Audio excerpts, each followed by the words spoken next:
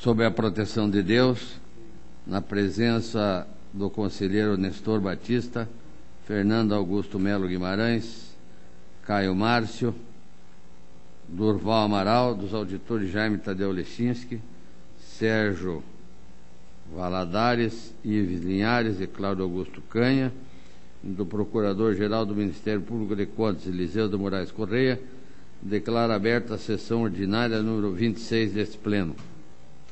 Ausente o conselheiro Ivan Bonilha por motivo de férias, ficando convocado o auditor Sérgio Valadares para a composição do quórum. Ausente o auditor Tiago Barbosa por motivo de férias. Presente a Procuradora do Estado, Cláudia Piccolo. Coloco a ata da sessão ordinária número 25, do dia 11 próximo passado, para discussão e homologação. Está em discussão. Aprovada. De acordo com o regimento interno, concedo a palavra para comunicações e inclusão de processos em mesa. Conselheiro Caio Márcio. Senhor presidente, tenho a comunicar que o processo 327.190/12, que trata de certidão liberatória, pedido pelo município de Paranavaí, foi concedido o mandado de segurança número 951-988/6 pelo Tribunal de Justiça do Estado, em favor do município, cabendo, conforme o regimento interno desta Casa, artigo 436, parágrafo único, inciso 1, ser comunicada a decisão ao Tribunal Pleno. Ressalto que o município já obteve a certidão liberatória online, razão pela qual este processo deve ser encerrado. Encaminha-se à diretoria de protocolo para as providências. Obrigado. Conselheiro Fernando. Senhor presidente, para anunciar a devolução do protocolo 149.596/2007 da pauta do conselheiro substituto Tiago Cordeiro. Devidamente anotado. Continua a palavra. Solicito inclusão em mesa do processo 377889. A palavra está livre. Passa ao relato de minha pauta.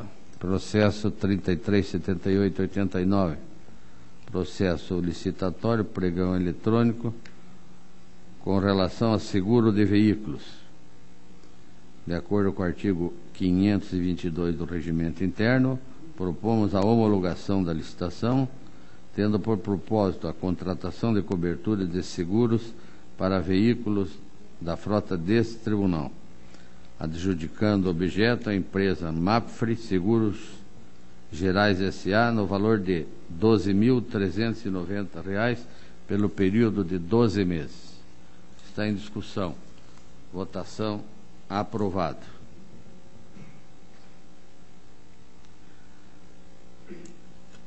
Atendendo o pedido do conselheiro Caio Márcio e com a aquiescência do conselheiro Nestor Batista, cedo-lhe a palavra.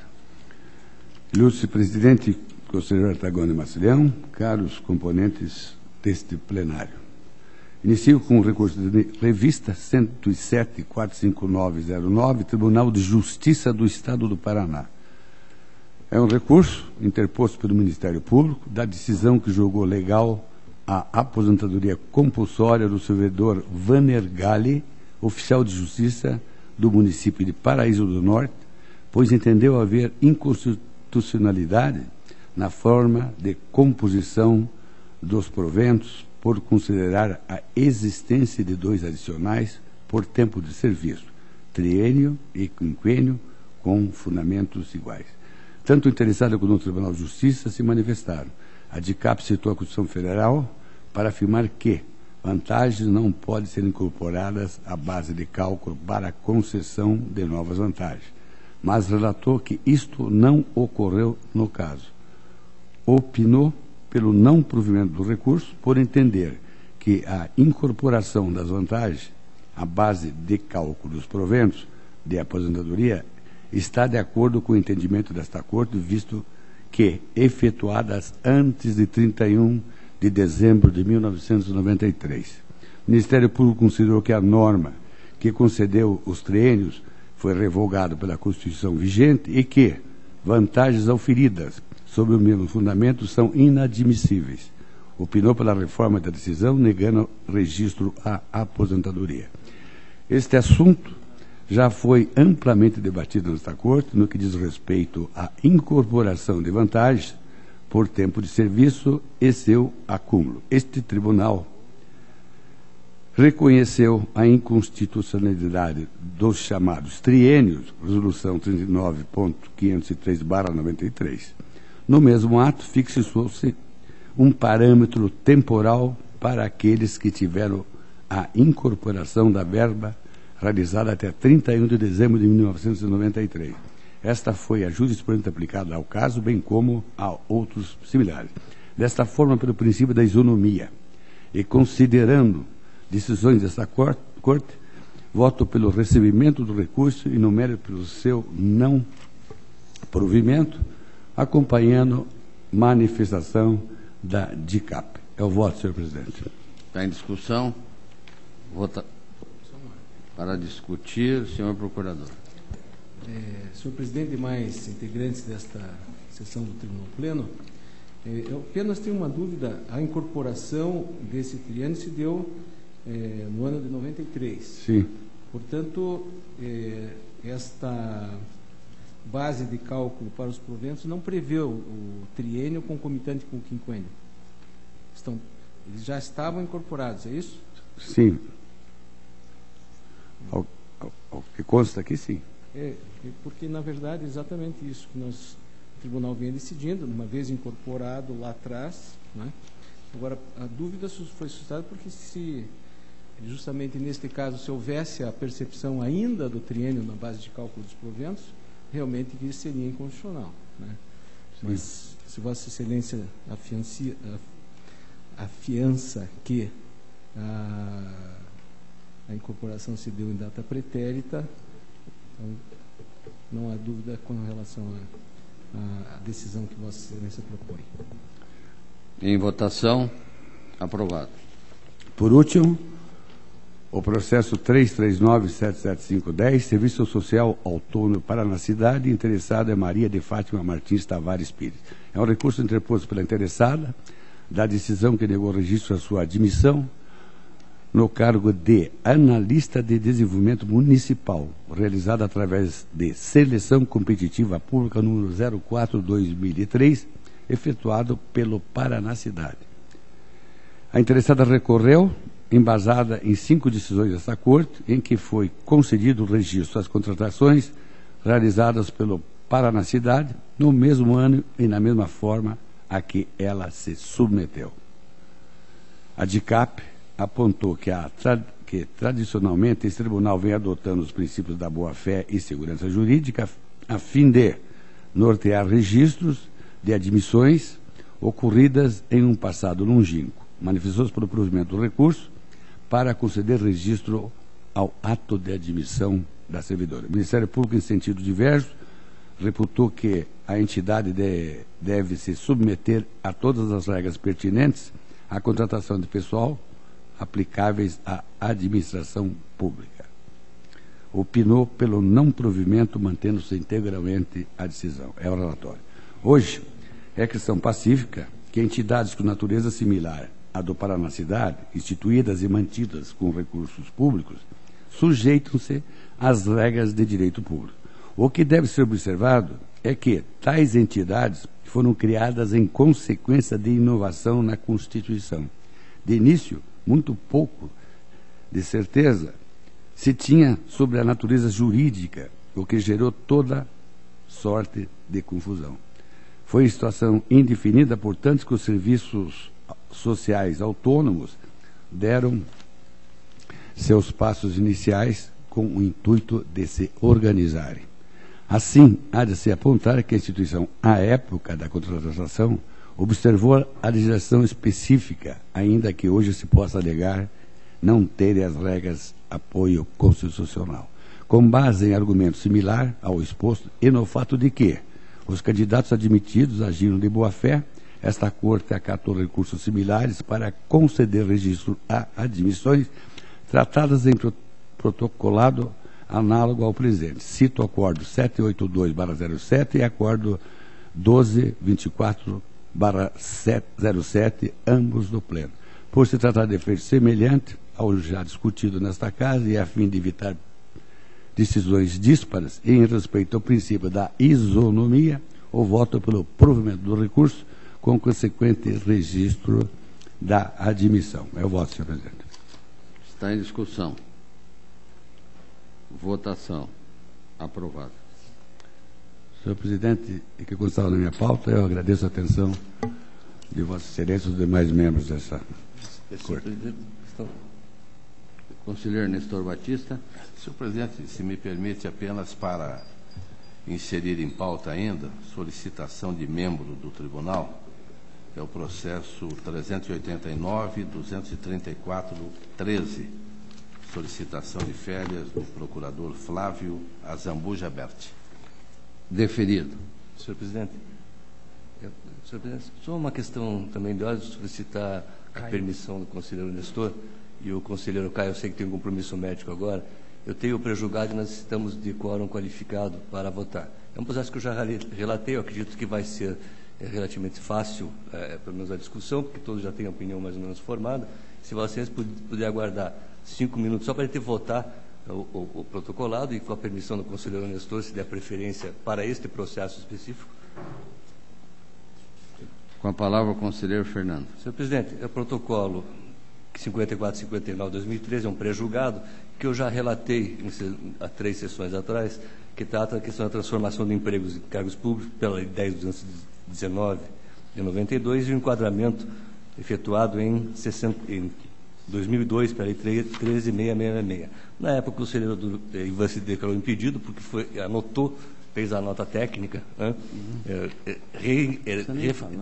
tentando refazer os enquadramentos efetuados em 2010 e 2011 pela uma anterior nota técnica também da Procuradoria-Geral do Estado. O conselheiro Durval se declarou em princípio suspeito, aí conversando, o adiamento foi justamente por isso, porque o conselheiro Durval ver se tinha alguma decisão proferida pela Casa Civil na época, por parte de Vossa Excelência, e me informou que está livre para votar o processo em função de que não tomou nenhum ato decisório nesse processo. Conselheiro Sérgio, basicamente esse processo traz a transformação de empregos em cargos públicos feita em 98 pela lei estadual, e aqueles servidores que ingressaram antes de 1988 no Estado, que exerciam cargos e funções de nível superior e continuavam exercendo até 2002, alguns tiveram seus enquadramentos deferidos, outros indeferidos por falta de documentos, outros por falta de requisitos legais, e alguns estão pendentes de decisão. Nesse protocolado, o Ministério Público é um prejulgado estado para a diretoria jurídica, e quero deixar bem claro que aqui nós não estamos dizendo e convalidando, conselheiro, que todas as revisões estão corretas. Nós estamos discutindo a tese, e aí, quando vier o processo ao tribunal, nós vamos ver aquelas condições dos enquadramentos que foram feitos na fase administrativa, etc. Mas o Poder Executivo está aguardando essa posição do tribunal, porque há uma influência direta nos atos de aposentação que se seguirão.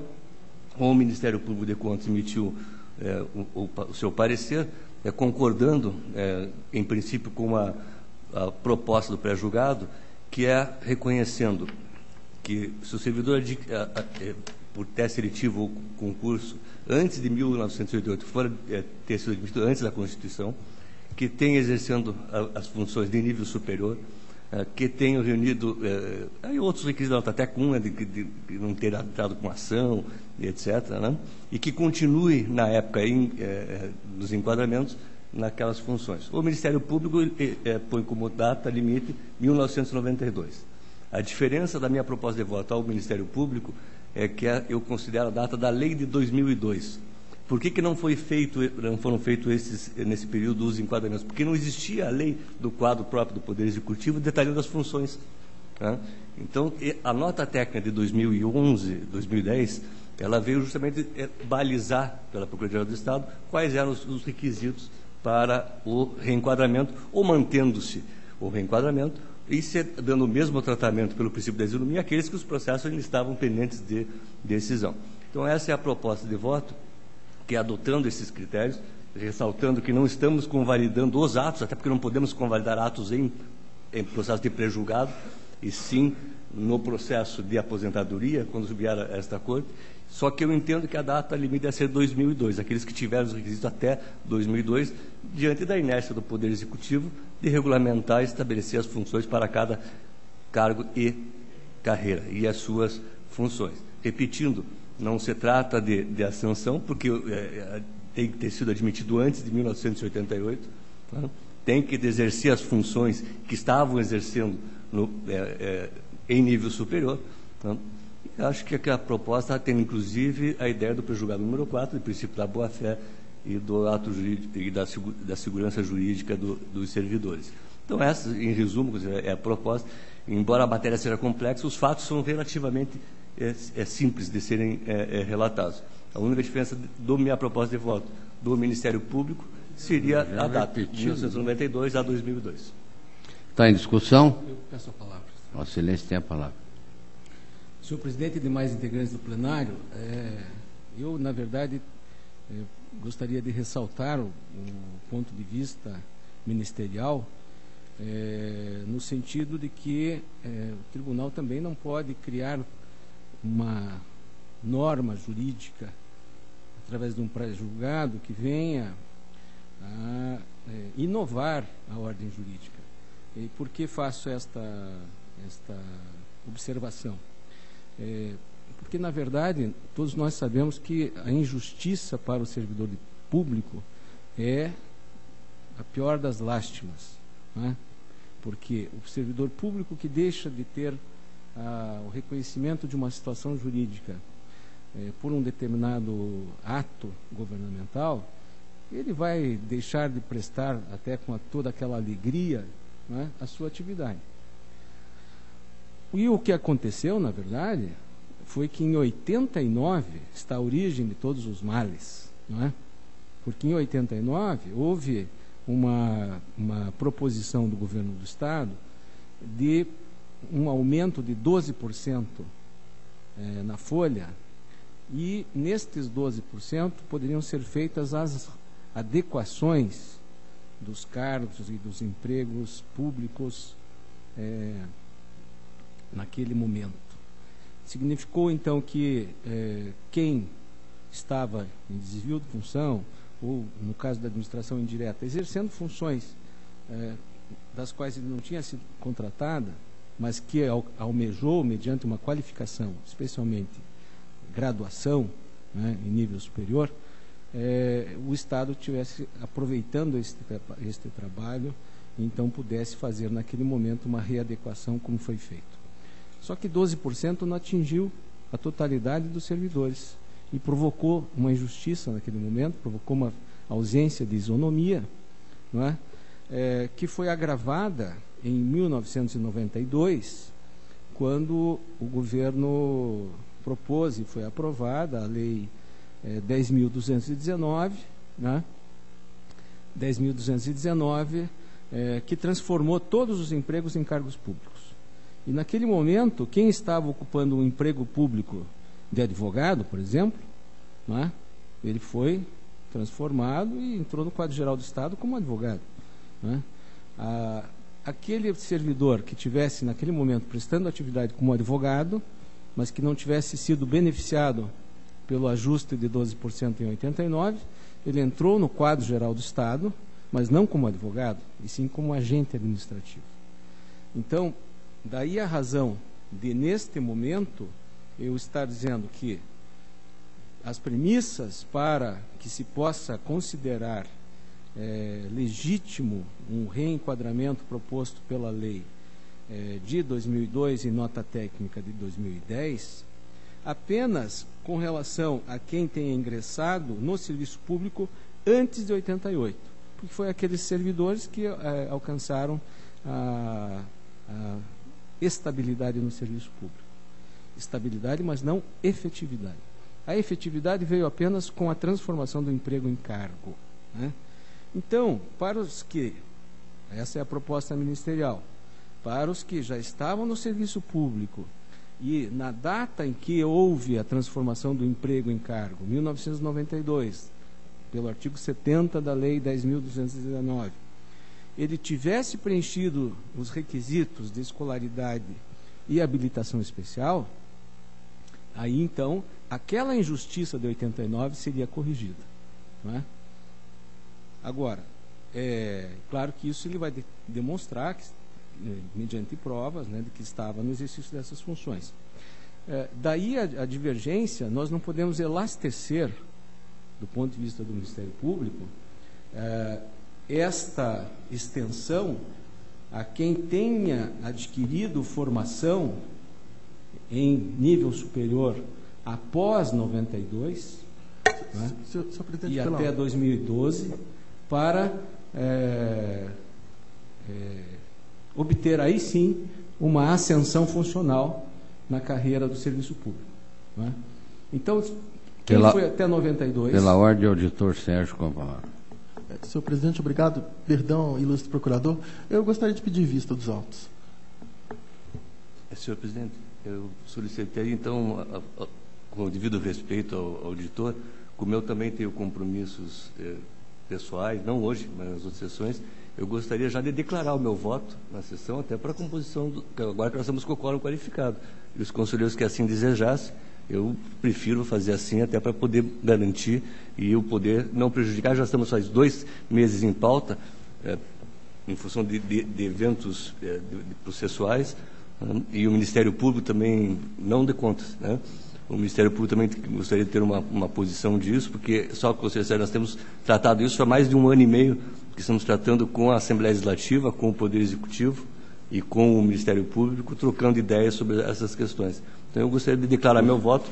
Aí, sim, doutor Sérgio, eu faria um apelo a Vossa Excelência, levando em consideração o tempo que esse processo já está para ser definido e tantas pessoas que estão aguardando, se Vossa Excelência não consideraria e devolveria o processo para ser votado na sessão de hoje. Eu entendo muito bem, é apenas, quer dizer, que eu não analisei com profundidade essa questão. Quer dizer, o lapso temporal é de 10 anos, né? Pessoas que entraram, né? O Ministério Público propõe em 92 e o conselheiro Fernando propõe em 2002. Então, na verdade, eu não me sentiria tranquilo para votar, deixando bem claro.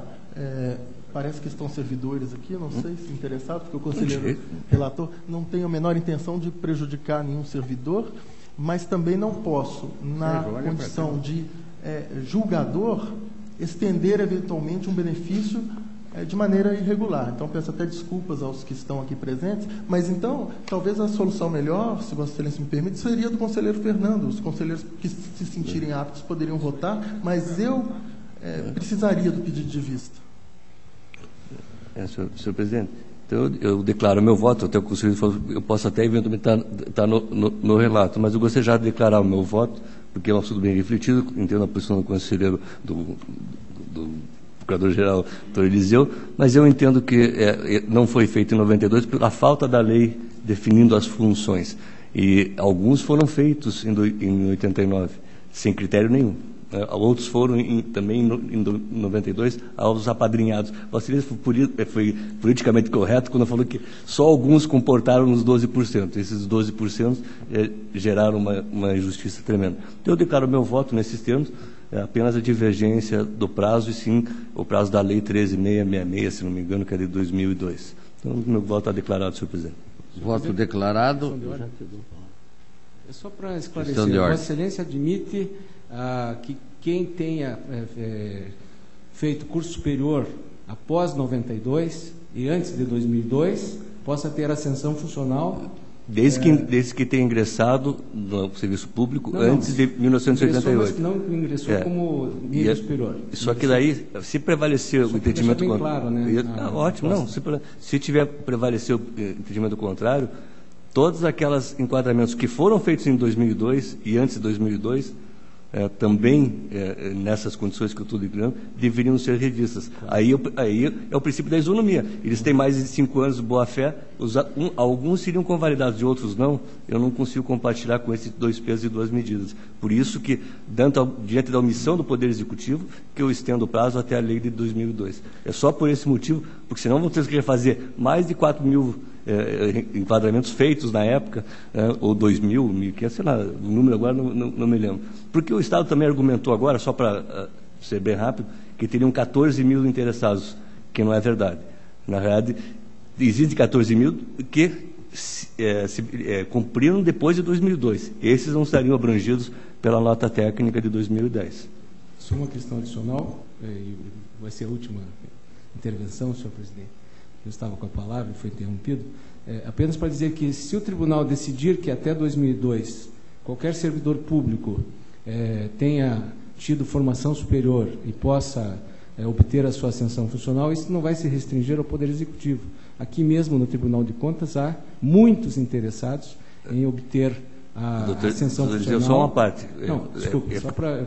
porque são casos diferentes. São casos diferentes. Não, claro, são do Executivo, não são do Tribunal, mas com certeza no Tribunal de Contas, na Assembleia Legislativa, no Poder Judiciário, no Ministério Público, há muitas pessoas que fizeram curso superior e eventualmente exercitaram capacidade de análise de processos dentro da sua atividade em nível superior, e que poderão, caso o tribunal entenda num pré-julgado que, atendida a formação superior e tenha ocorrido atos até 2002, eles poderão ter a sua ascensão funcional declarada. Então, só estou alertando para as consequências que essa decisão vai ter.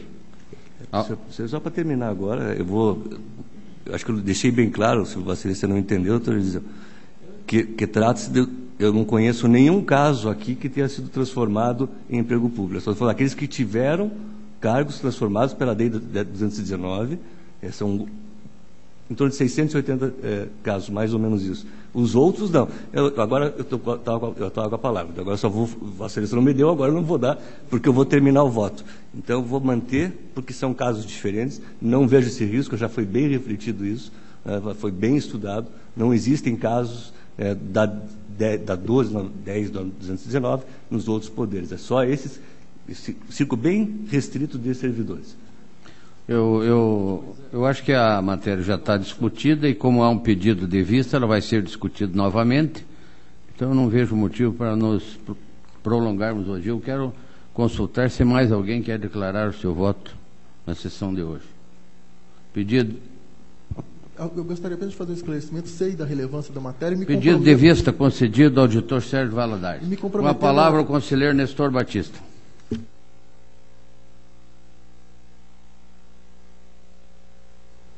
Senhor presidente. Convoca o auditor Jaime Lechinski para compor o quórum em substituição ao conselheiro Caio Márcio, que tem uma consulta médica relevante. Senhor presidente e demais integrantes do plenário, inicio o relato da pauta. O protocolo 389, 234, 13, solicitação de férias do procurador Flávio Azambuja Berti, 30 dias, de 26 de 8 a 24 de 9 de 2013. A Diretoria de Gestão de Pessoas traz a informação, diretoria jurídica é pelo deferimento e a proposta do relator, acompanhando também diretoria jurídica e Ministério Público, pelo deferimento. Em discussão, votação aprovada. Eu tenho o protocolo, senhor presidente, que está na pauta também já há algum tempo, mas eu tive alguma informação. Hoje é o 214, 322, 13, Instituto Municipal de Previdência de Cambé.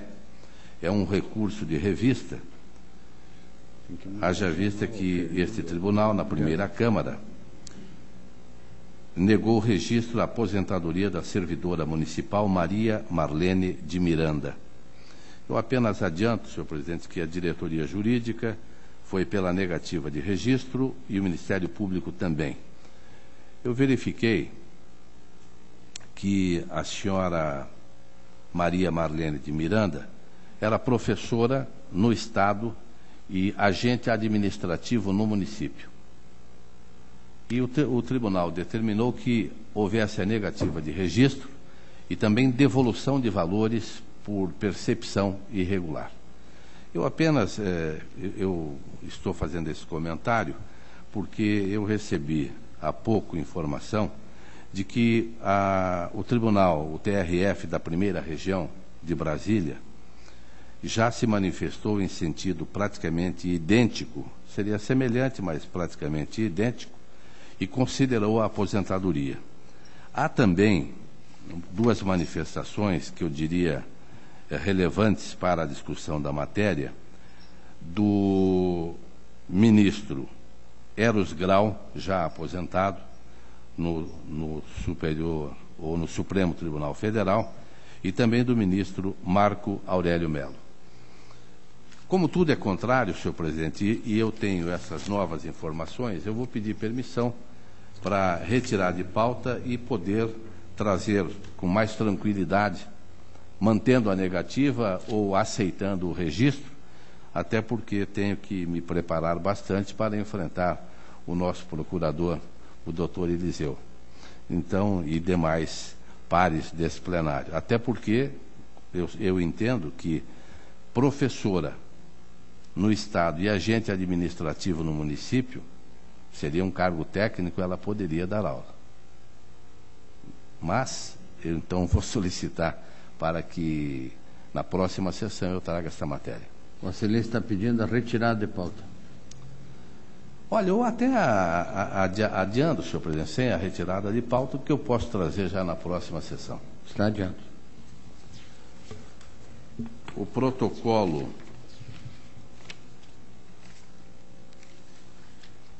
212.779.11 é representação lançada pelo Sindicato da Indústria da Construção Civil no Paraná, Sinduscom-PR, em face da Companhia de Saneamento do Paraná, Sanepar. O Sinduscom-PR alega que tem sido demandado pelas empresas de construção civil que executam serviços de obras públicas em razão de recorrentes... Pela ordem... Não havendo objeção do relator, gostaria de solicitar vistas protocolar.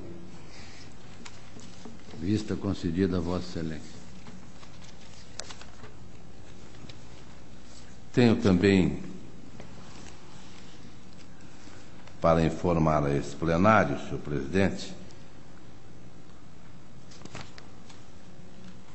e peço escusas porque estava aqui o lembrete para incluir em pauta, mas também é uma representação, não sei se o plenário permite que ainda seja incluído, não é?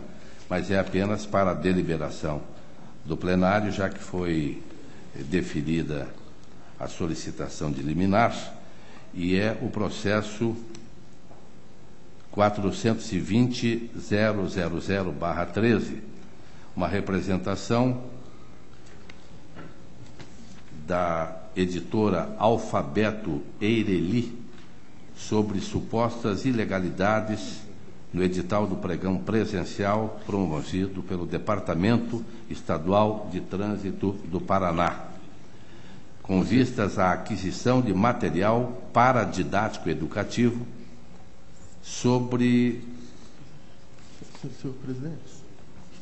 O conselheiro Nestor Batista, no exercício da função de corregedor, concedeu uma liminar, está trazendo ao conhecimento do plenário. Vossa Excelência pode relatar. Sim, estou trazendo para conhecimento do plenário e estou trazendo as informações, não é? Um valor de contratação da ordem de 21 milhões de reais para o período de 24 meses. A 5ª Inspetoria se manifestou, haja visto o pedido da peticionária, que requer suspensão da licitação. Senhor presidente. E no mérito, por Pela sua ordem, anulação. auditor Sérgio Valadares. Senhor presidente, já houve a concessão da liminar, quer dizer, então, portanto, um pedido de vista agora, pelo que entendo, não afetaria a situação jurídica.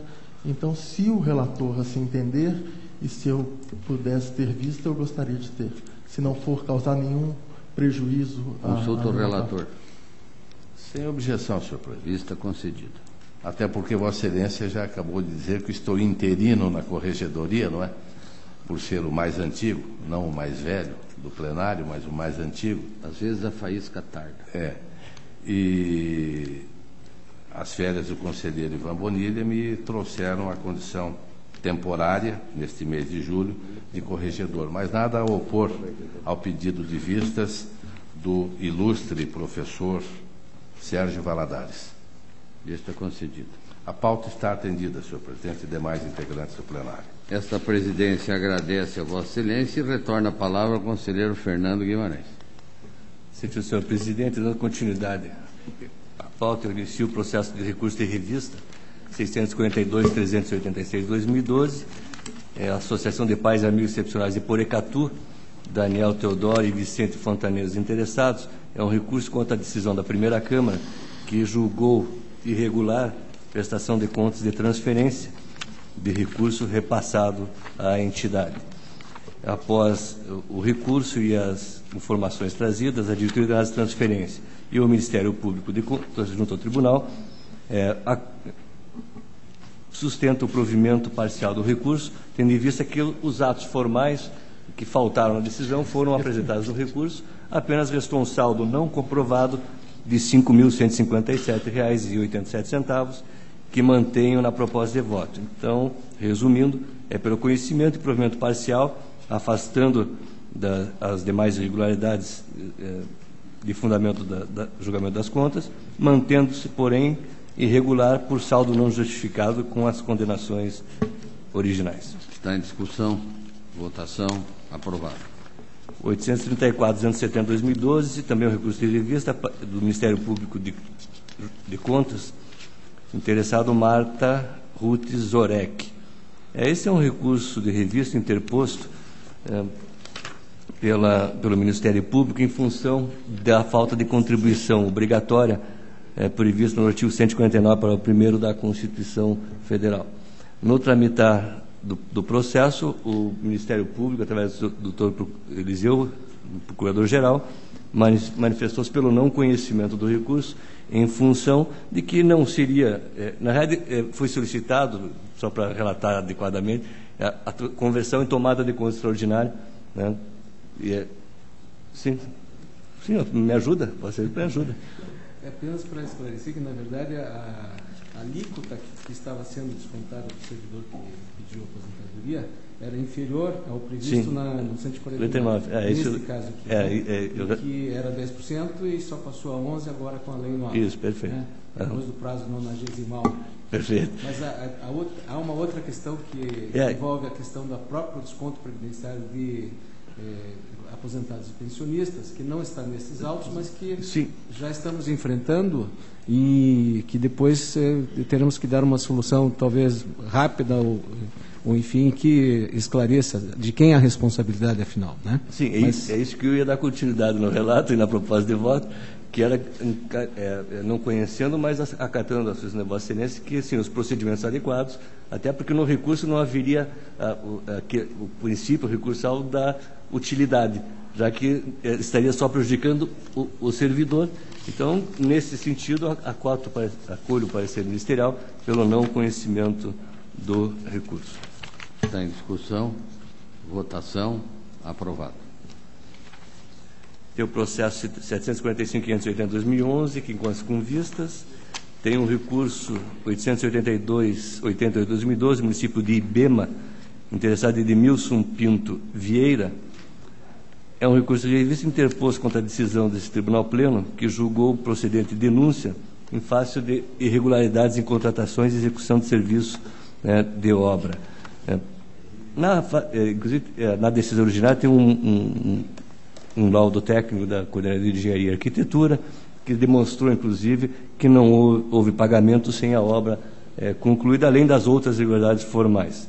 O recurso não traz nada de novo, pelo contrário, se limita, inclusive, a tecer comentários sobre tratamentos diferenciados feitos pela Comissão de Avaliação, que é um equívoco recursal, tamanho. O que se consta no laudo é que a análise foi diferenciada em função do tempo decorrido, que são situações diferentes. Mas não se cuidou de atacar os pontos fundamentais, que seria o pagamento de valor de serviço não executado. Então, com este resumo do relatório, do recurso, eu proponho o conhecimento e o improvimento, conforme manifestação de diretoria de contas municipais e o Ministério Público de Contas, mantendo-se integralmente a decisão recorrida. Está em discussão? Votação? Aprovado. Eu tenho um processo, senhor presidente, é um recurso de revisão 492/2012. Nesse processo, eu incluí em pauta, inclusive eu sei que o conselheiro Ives já tem opinião diferente, que já conversamos sobre isso. Era um recurso de revisão em que eu trouxe a plenário uma proposta de retirada de pauta e republicação do acordo em função da falta de umas interessadas na notificação.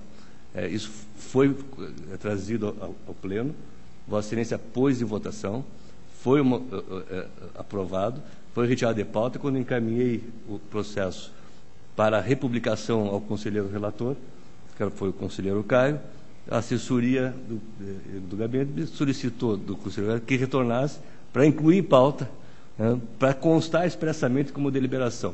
Eu estou trazendo para ratificação da decisão. Eu não vou votar novamente o processo, porque foi a proposta de uma nulidade de ofício que cansamos de reconhecer aqui no plenário. O conselheiro Ivo tem a posição divergente em função de que uma das interessadas era a esposa do prefeito, o parente, alguma coisa assim. Então, a minha proposta é manter o que esse plenário já decidiu, que consta em ata e consta no vídeo da sessão. Está em discussão? Senhor presidente. Vossa Excelência tem a palavra. Na verdade, ao que me parece, o que ocorreu foi o seguinte: numa sessão, o conselheiro Fernando, relator do recurso de revisão, trouxe um despacho para homologação ou para aprovação do plenário referente a esse processo, entendendo o seguinte, que pelo fato de não ter constado da publicação da pauta e do acórdão o nome do prefeito e da esposa dele, que foram solidariamente condenados à devolução de um valor, haveria uma nulidade desse processo. Entretanto, naquela oportunidade, eu tive a oportunidade de analisar os autos e, honestamente, eu entendo que a nulidade não está configurada, pelo seguinte: ainda que não tenha constado o nome da autuação e do acórdão, efetivamente houve a interposição do recurso de revisão pelo prefeito, pelo interessado. E ele, evidentemente, como é praxe, na parte da admissibilidade, ele menciona o conhecimento da decisão recorrida, ou seja, do acórdão, da data de publicação. Então, me parece, e ele também não alega, a alegação que ele faz com relação há uma alegação de nulidade, e o conselheiro Fernando me corrija se eu estiver errado, com relação à protelação do julgamento. Ele se insurge contra o fato de o processo ter ficado por muito tempo com vistas ou adiado, que me parece que não é o... Não, perfeito. Só que essa é a alegação de nulidade. Então, nós estaríamos reconhecendo de ofício uma nulidade em que, no meu entender, rigorosamente não houve prejuízo. E, inclusive, após o conselheiro Fernando ter emitido o despacho em que ele solicitava, ele determinava a nulidade do acórdão para retorno dos autos ao conselheiro Caio, após esse despacho, houve a manifestação, a juntada de nova peça processual pelo prefeito, pela parte, e não houve manifestação alguma sobre essa matéria.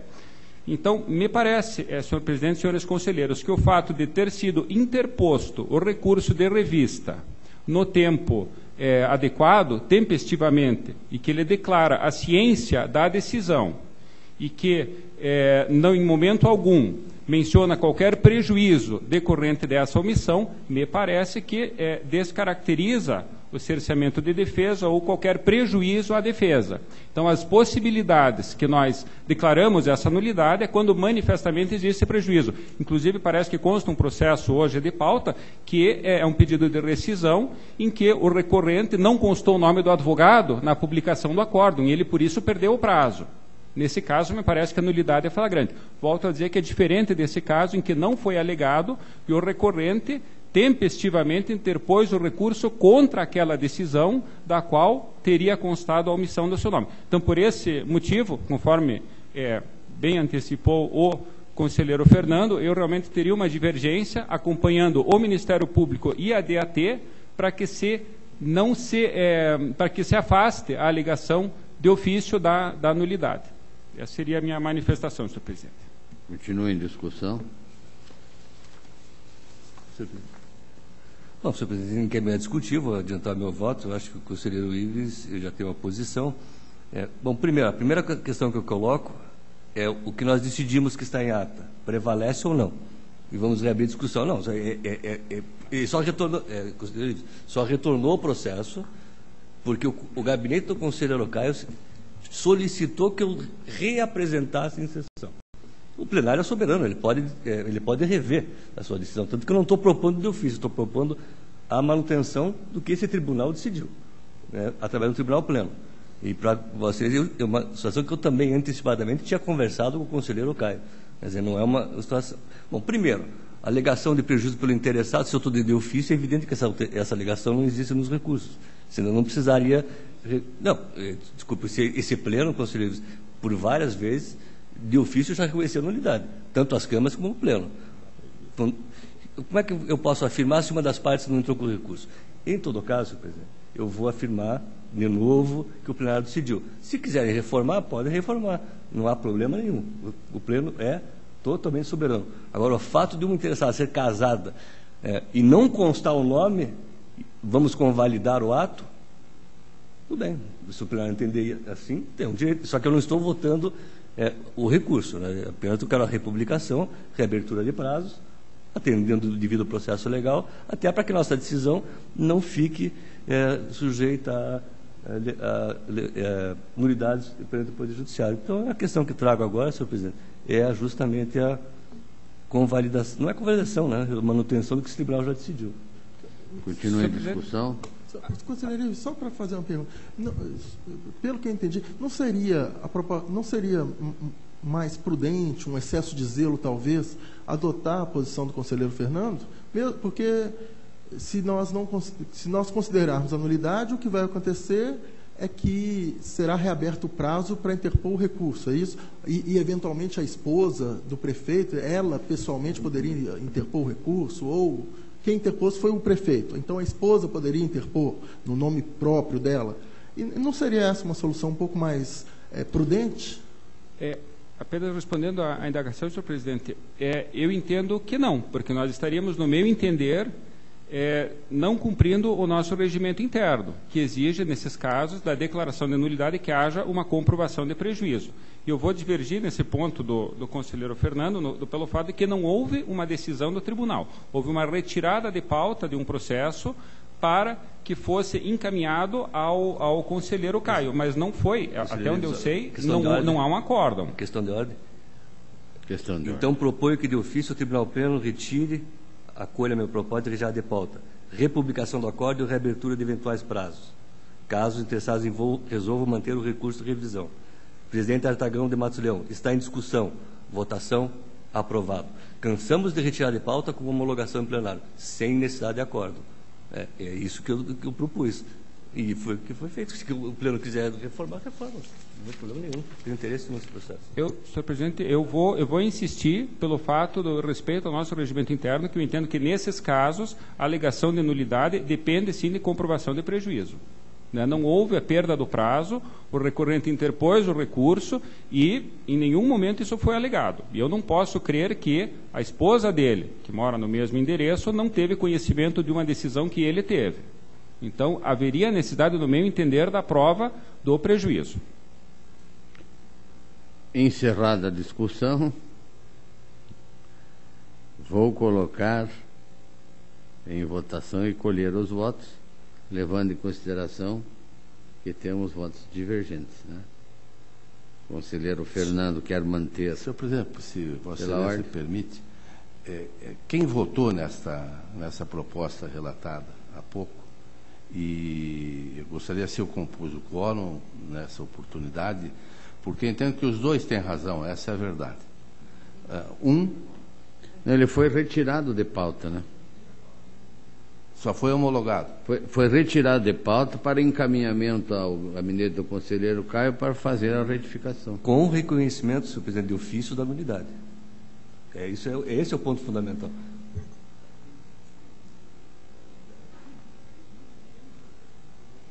E a manifestação do conselheiro Caio hoje qual é? Essa eu posso esclarecer.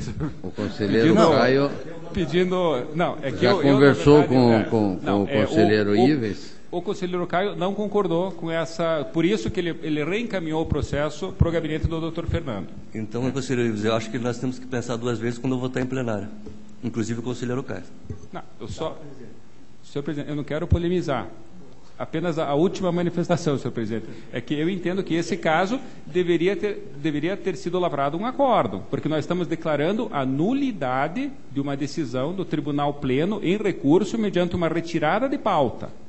Então, me parece que processualmente talvez não fosse o caminho mais adequado, né, que deveria ter uma devida fundamentação, porque uma decisão do Tribunal Pleno, que reformou um acórdão anterior, por unanimidade, foi declarado nulo, apenas pela retirada de pauta.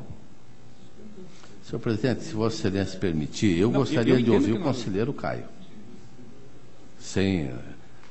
Acredito plenamente no que fala o auditor Ivens Scherper, o relator, mas o conselheiro Caio, que seria o pivô eu consulto o conselheiro Fernando, então eu vou... se a possibilidade de deixar esse processo adiado até a próxima sessão, quando o conselheiro Caio estará presente. Sem problema nenhum.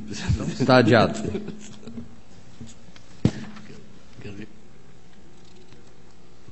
Na sequência, presidente, 490-466-2012, é um pedido de rescisão com pedido de liminar da Câmara Municipal de Santo Antônio do Paraíso. Na verdade, esse processo, senhor presidente, vou ser bem simples, né?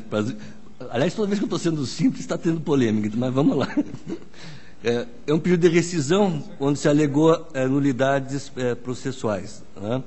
Nesse processo, houve o reconhecimento pelo conselheiro regedor da nulidade arguida na rescisão. Então, eu conheço, eu determino a extinção do feito, sem julgamento de mérito, pela perda de objeto. Em discussão, votação, aprovado. Esse tranquilo, conselheiro? Então, tá bom. 375-393, 2013, também uma rescisão. Instituto de Previdência Municipal de Adrianópolis, interessado Márcia Cristina Moutinho Santos, uma pedido de rescisão com pedido liminar, formulado em face de decisão do acórdão 831 de 2013 da segunda Câmara, que julgou irregular a prestação de contas. Nesse processo, todo mundo reconhece, todo mundo que diga são as unidades da Diretoria de Contas Municipais e o Ministério Público, erro material em função de divergências de adequação dos sistemas contábeis. Então, está bem caracterizado isso. Então, a proposta é pela procedência, né, do pedido de rescisão, conforme a instrução para parecer ministerial, rescindindo-se o acórdão 831, 2013, da segunda Câmara, julgando-se regulares as contas de 2010 do Instituto de Previdência Municipal de Adrianópolis. Em discussão, votação, aprovado.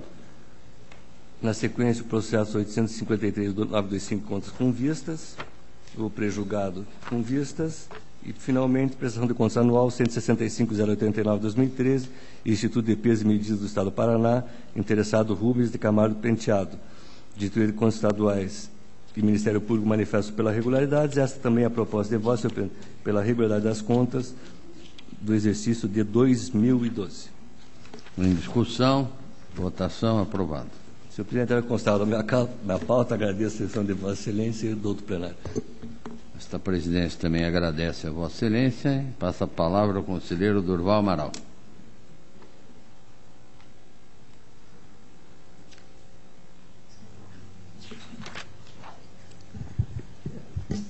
senhor presidente, senhor procurador, senhores conselheiros, conselheiros substitutos. Inicialmente, na minha pauta, eu deveria relatar uma consulta. Aliás, tenho duas consultas, mas não temos quórum para o relato, por causa de outra consulta. E essa consulta que eu quero relatar, que não é aquela que fez com que o conselheiro Caio se ausentasse, ela está ficando tão antiga na minha pauta que eu, daqui a pouco, vou ter que ir à consulta do conselheiro Caio. Mas vamos em frente. Era a consulta do município de Pinhais, a consulta do município de Maringá. Essa é um pouco mais recente. Mas tem casos menos complexos também. Então vamos lá. Processo número 37.33.46/13. Encerra os autos. Relatório de auditoria operacional realizada em face do Programa de Desenvolvimento Social e Urbano de Curitiba, Procidades, parcialmente financiado com recursos do contrato de empréstimo do Banco Interamericano de Desenvolvimento, BID, e com aporte de contrapartida do município de Curitiba, relativo ao exercício 2012, para apreciação desse egrégio plenário. O relatório de auditoria analisou aspectos atinentes às demonstrações financeiras, ao cumprimento de cláusulas contratuais e ao sistema de controle interno.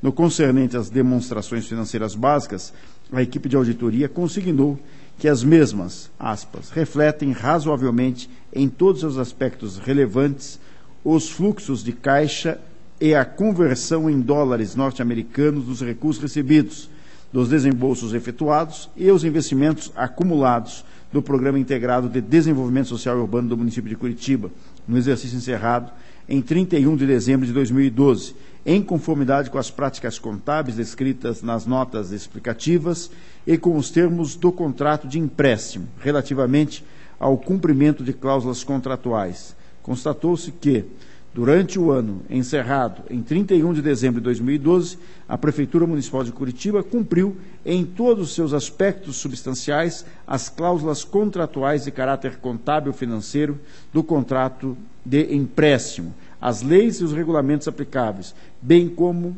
o regulamento operacional do programa.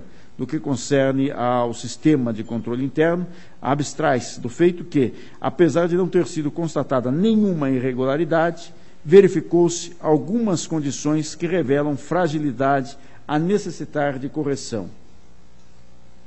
A fim de aprimorar os procedimentos da administração municipal relativos à execução das diversas ações do programa e ao planejamento e execução das obras e serviços de engenharia sob sua responsabilidade. Fecha aspas.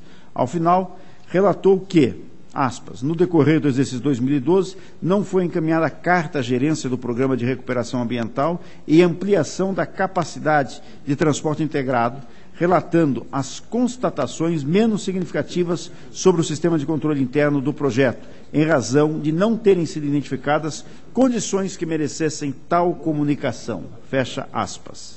Após a distribuição do feito, houve seu encaminhamento ao Ministério Público junto a esse tribunal, o qual opinou, diante do que consta nos autos, pela aprovação do presente, com as recomendações de natureza preventiva nele elencadas. Diante do contido nos autos, acolho o opinativo ministerial e voto pela aprovação do relatório de auditoria contido no protocolo em epígrafe, adotando-se as recomendações nele consignadas, com ciência aos entes auditados, em conformidade com o artigo 269-A do Regimento Interno do Tribunal de Contas do Estado do Paraná, além das comunicações que se fizerem necessárias por força do mesmo dispositivo. É o relatório e voto, senhor presidente. Está em discussão. Votação. Aprovado.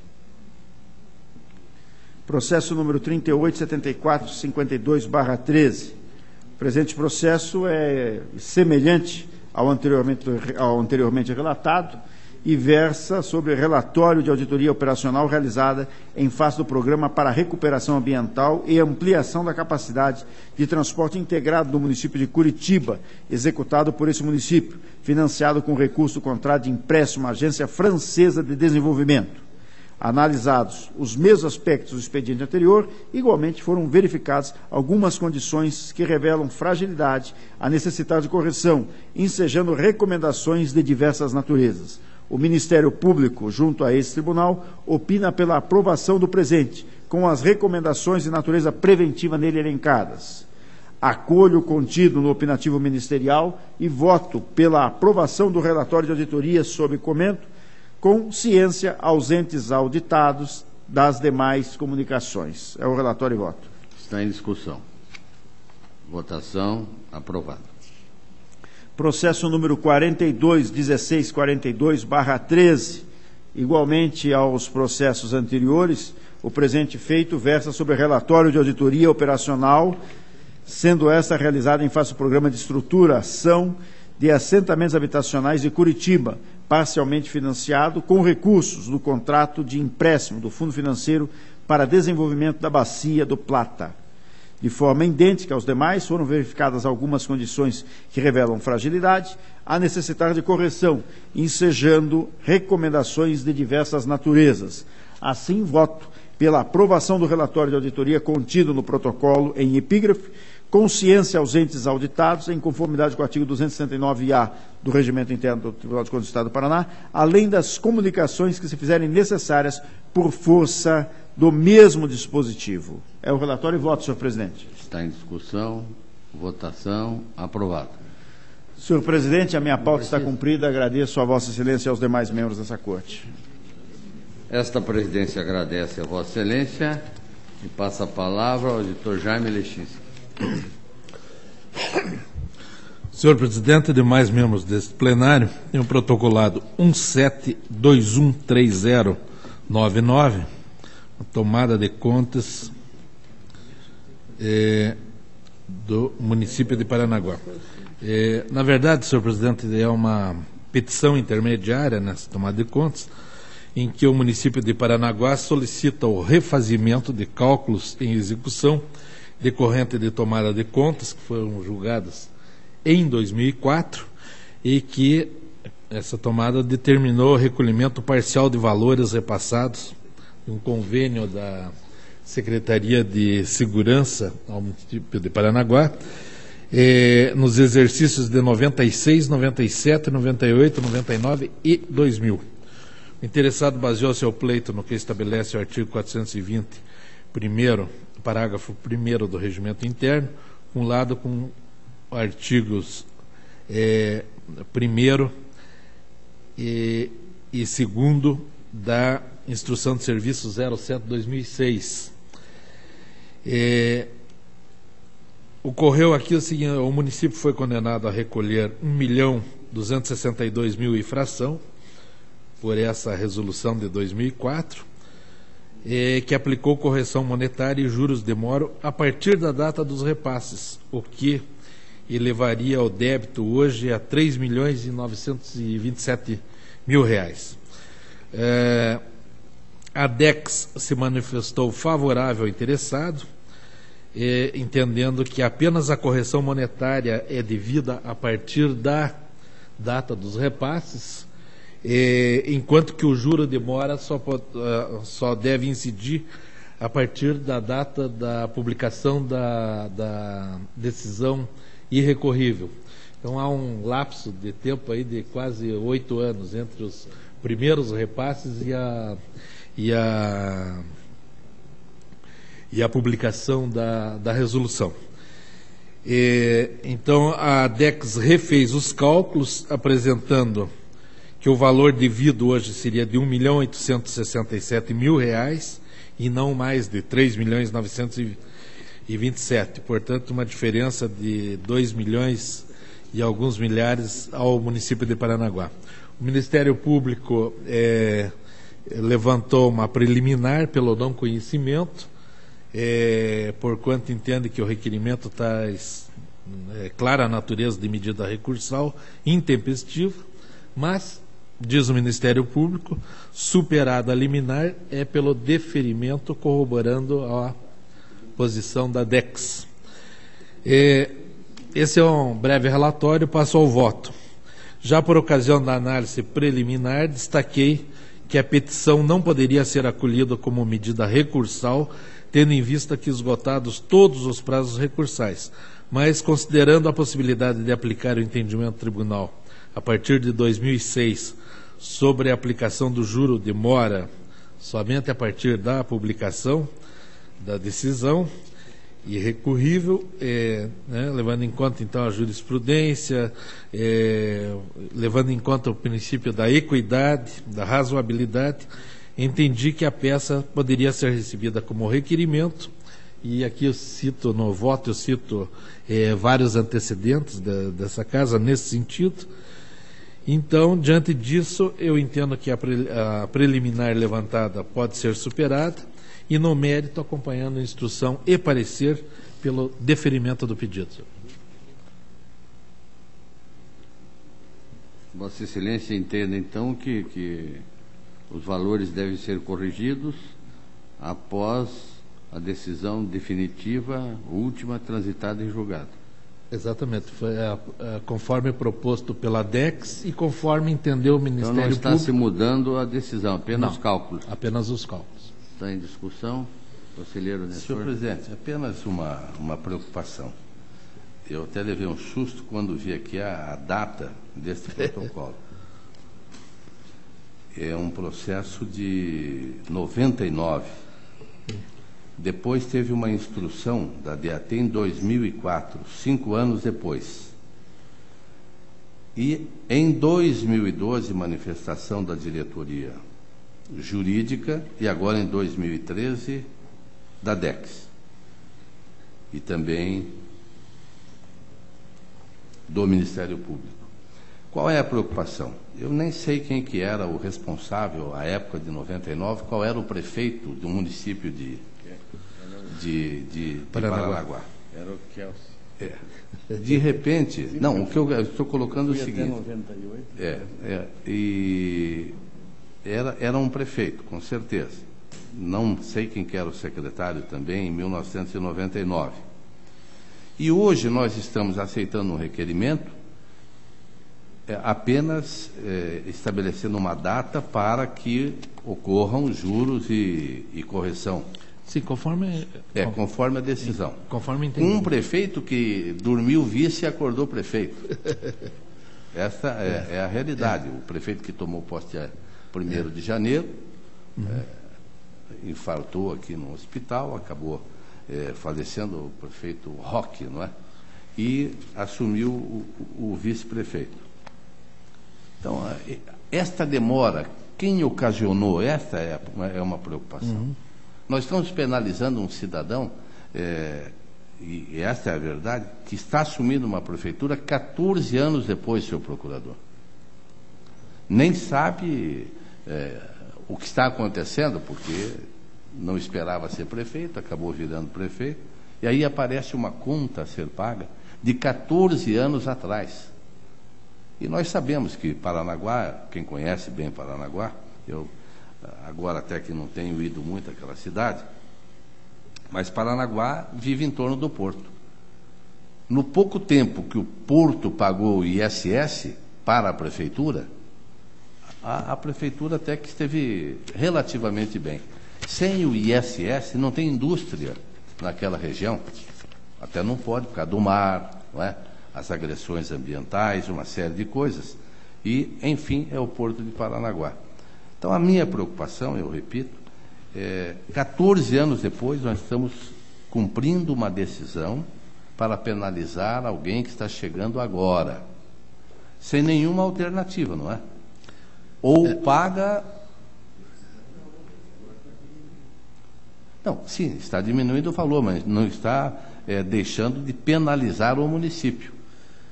Agora, essa demora, quem ocasionou? Esta é a minha preocupação, senhor presidente. Talvez eu possa esclarecer. Ocorreu o seguinte, que a decisão, o convênio, ele foi de 1996 até 2000. A tomada de contas ocorreu em 2004, foi julgada a tomada de contas em 2004.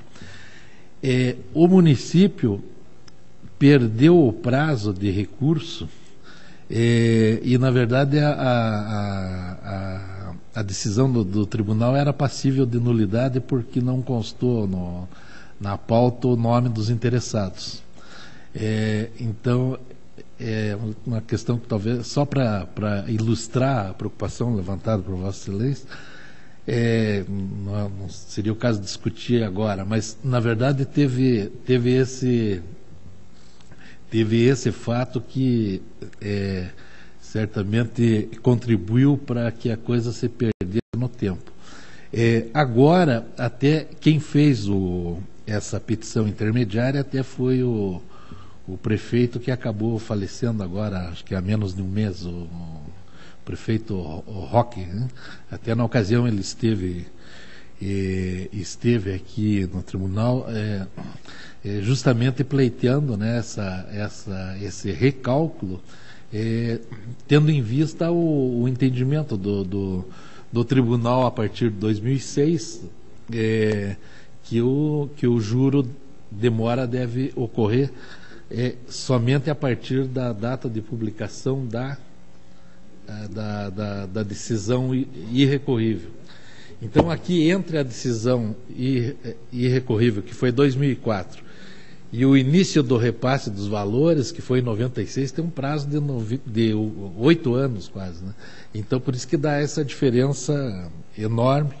Enfim, então a decisão, como lembrou o presidente, não pode mais ser revista, apenas o recálculo dos valores, que dá uma diferença significativa a favor do município. Então, se conseguir esclarecer a dúvida de Vossa Excelência. Como sempre, muito bem. Eu apenas fiquei com essa preocupação, senhor presidente, porque de 2004 até agora, não é? O processo não sei onde andou. Até fui presidente no período 2007 e 2008, até quando estava presidente, e também não tive conhecimento. Mas a verdade é que a preocupação é essa: o tribunal agiu corretamente lá atrás, eu não tenho a menor dúvida. Só que, de repente, estamos penalizando, é um município que vai pagar, com certeza, mas estamos penalizando alguém que não tem nada a ver com um problema de 14 anos atrás. Em votação, aprovado. Senhor presidente, era o que constava da pauta e agradeço a atenção.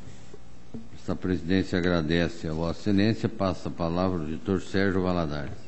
Excelentíssimo senhor presidente, Doutor demais conselheiros, excelentíssimo senhor procurador-geral, senhoras secretárias, senhores servidores, senhoras e senhores, tem o processo 176.685/2005, que trata da prestação de contas do senhor Marcos Antônio Batista, diretor-presidente da Rádio e Televisão Educativa do Paraná, no exercício de 2004, durante o período de 8 de janeiro a 31 de dezembro de 2004. A análise da gestão orçamentária, financeira e patrimonial foi realizada pela Diretoria de Contas Estaduais por meio da Instrução 142, peça 4.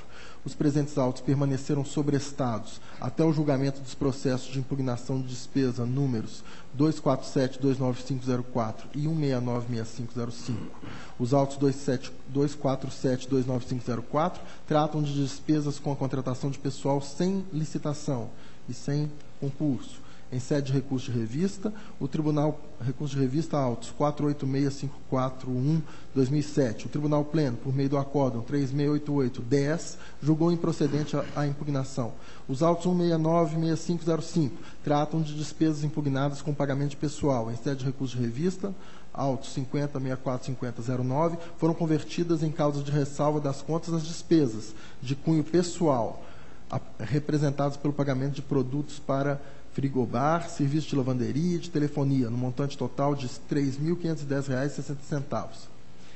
Bem, julgados os processos que determinavam o sobrestamento dos presentes autos, determinei o reprocessamento deste processo, que recebeu, então, propostas uniformes da Diretoria de Contas Estaduais e do Ministério Público de Contas pela regularidade com ressalva em razão das despesas impugnadas no processo 169.6505, referente a telefonemas, lavanderias, frigobar realizadas por profissionais da entidade quando hospedados fora da capital, visto que aqueles profissionais não eram remunerados com diárias em virtude de não possuírem vínculo com a administração. Então, foi essa a razão pela qual eles receberam esses valores, mas não receberam diária, e é por isso que o tribunal considerou ressalva e não irregularidade. Portanto, acompanha as manifestações uniformes e propõe que o tribunal julgue as contas regulares com ressalva. Em discussão, votação, aprovado. Processo 243.217.13 trata-se de pedido de rescisão proposto pelo senhor José Solac, diretor da Fundação de Apoio à Educação, Pesquisa e Desenvolvimento Científico e Tecnológico da Universidade Tecnológica Federal do Paraná, no período de 14 de dezembro de 2009 a 13 de dezembro de 2013. Pedido de rescisão em face do Acórdão 310-13 da Primeira Câmara, pelo qual este tribunal julgou irregulares as contas de transferência voluntária em razão da ausência do termo de cumprimento de objetivos conclusivos e da violação ao artigo 116, parágrafo 4º da Lei Federal 8666, que trata da aplicação de recursos financeiros não movimentados. Além disso, foi determinado o recolhimento parcial dos recursos repassados solidariamente entre a entidade e o gestor das contas. O fundamento utilizado pelo responsável é a existência de novos elementos de prova. De acordo com o requerente, o termo de cumprimento dos objetivos foi emitido pela Fundação Araucária em 13 de dezembro de 2012 e recebido pela entidade, a Fundação, somente em 27 de março de 2013, momento posterior à prolação da decisão questionada, que foi em 26 de fevereiro deste ano. Este tribunal, em sede de liminar, por meio do Acórdão 11.22.13, concedeu efeito suspensivo ao presente pedido, com fundamento no artigo 495-A do Regimento Interno, por entender que foram demonstrados os requisitos das medidas cautelares.